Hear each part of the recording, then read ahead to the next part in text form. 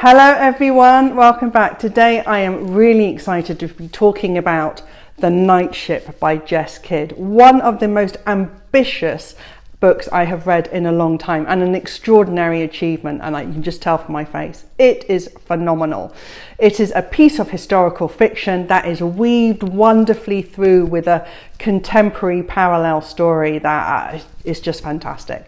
Okay, so I'm so excited, so let me tell you what it is about. It is about, the backdrop is the true story of the Batavia. If you don't know what the Batavia was, it was a famous ship that had a very bizarre and striking series of events on its maiden voyage. Maiden voyages. What is it about ships and their maiden voyages? The Batavia set out from Denmark, I think it was, or Holland, maybe in 1629. And its aim was to sail all the way down to Australia, where it had on it sort of laden with riches and items for trade and goods and fine ceramics and cloths, etc., and gold. And it also had on it a number of travellers, as well as its huge crew needed to ensure that the ship got all the way on its long journey. However, it is a ship that had an extraordinary fate. It is famous for a profound, huge mutiny that took place on its voyage, where the mutiny took place in a storm, I think, or something, and it was murderous, but no one ever got to where they want. They all ended up shipwrecked on different islands around the coast of Australia. The ship went down. No one could get to either the mutineers, or the ones that had been mutinied against couldn't get to shore to find rescuers. They all ended up stranded on odd islands, and all the wealth of the ship got lost. And it's a very famous, obviously not as famous as the Titanic, but it's a very famous story of a mysterious ship.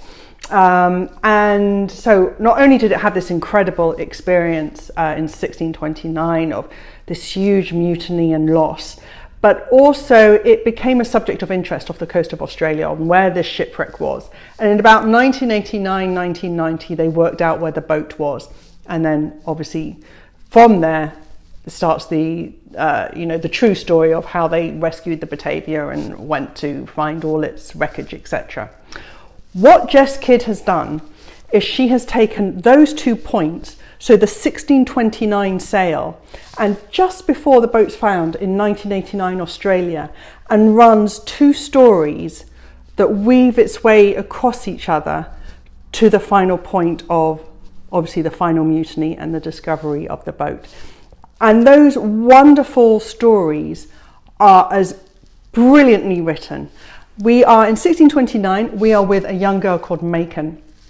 Mayken's mother has died, and she has been put on the Batavia with her maid because she is told that her father, that she's never met, lives out in Australia, a great landowner, and he can protect her. But she is a girl without an anchor, without a North Star. She doesn't understand how to navigate the various stratas of society that exist on the boat. She is someone whose eyes we see the different levels, from the rich, wealthy travellers who wine and dine at the top, to the prisoners and the secrets held in the bottom of the boat, the hard-working cooks and sailors, and the intrigue and politics that begin to develop. We see these through Mayken's eyes. We see the gender politics. We see as she bears witness to the lives and stock of women, how perilous their lives become as the mutiny comes close, as the power and the dynamic of competition starts to materialize amongst the men and amongst the sailors and the captains. And Mayken is a sort of typically adventurous young girl, that she is willful, but how she's not a stereotypical character. She's written beautifully by Jess, how her sort of awakening, how her learning of the adult world is through this very troubled lens of this very bloody mutiny. And then in 1989, we have another outsider, a young boy called Gil. He is sent, he's a very troubled young boy, and he is sent to live with his grandfather on a remote island off the coast of Australia near where the Batavia sank. And he's a very troubled young boy. He struggles to relate to any adults. He too has been let down by his parents.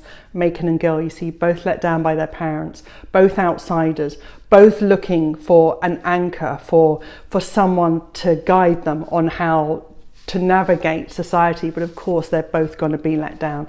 Gil too is let down. His grandfather is himself a recluse and a gruff individual, is not prone to affection and doesn't want the burden of his grandson and seems to have taken him on reluctantly. And within the community that Gil's grandfather is, it's a very competitive community. There are insiders and outsiders, there are factions and there is feuding. And Gil gets drawn into a pretty bitter rivalry between his grandfather and a local family. And all of this, Mayken and Gil, you see them rise and fall together in their parallel lives over hundreds of years, but they too become steered by the Batavia and how their lives become dominated by the Batavia. Mayken because she's on it, and Gil because the community that he has found himself in is increasingly obsessed by this finding of a wreckage that could be nearby, that could have wealth in it, etc., etc. That is the Night Ship. It is gripping. It is absolutely gripping.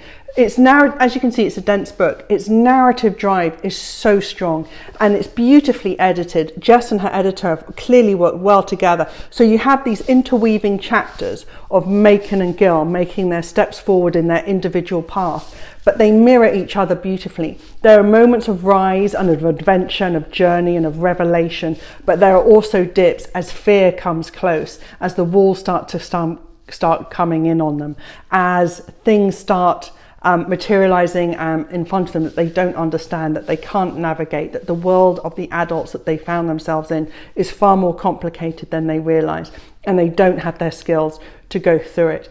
They both have extremely strong endings, so their characters aren't lost against the drama of the Batavia, either in its mutiny or either in its finding.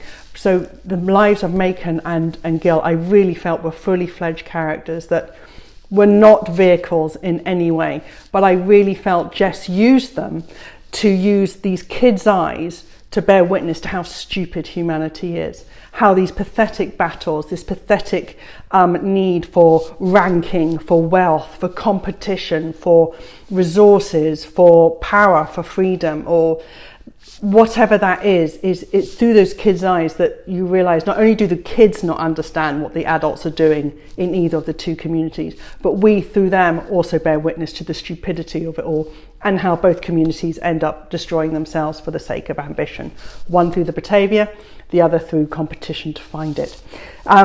Jess Kidd's writing though is fantastic. There's nothing that I said here that's going to spoil it for you, even if you don't know anything about the Batavia, and I'm not a great specialist on it. I can't say I'm a specialist on it, but you don't need to know that, because it is a book that reveals itself as you go along through these two characters. I loved the complexity of it.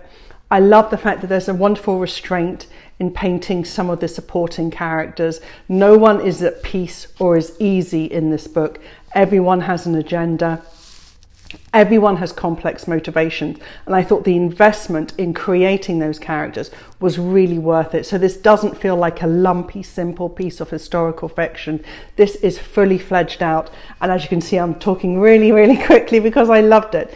It is a book that I am recommending widely. For example, my mum loved The Miniaturist by Jessie Burton, so I recommended this.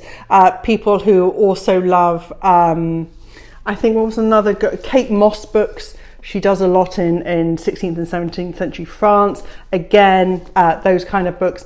It is someone for who loves historical fiction, because obviously you have all that on the Batavia, but also in Gil's story, it's a very strong contemporary story about a young boy who is completely at sea in the community that he finds himself in and struggling to work out who he was, who he is in a community that is extremely straight and extremely uninterested in fluidity and complication and nuance.